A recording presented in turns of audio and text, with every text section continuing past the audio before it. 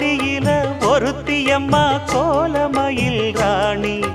ஆடி வரும் பூங்கலசம் அழகிருக்கும் மேனி தேர் நடந்து தெருவில் வரும் ஊர்வலமா ஊருலகில் அவளை போல பேர் வருமா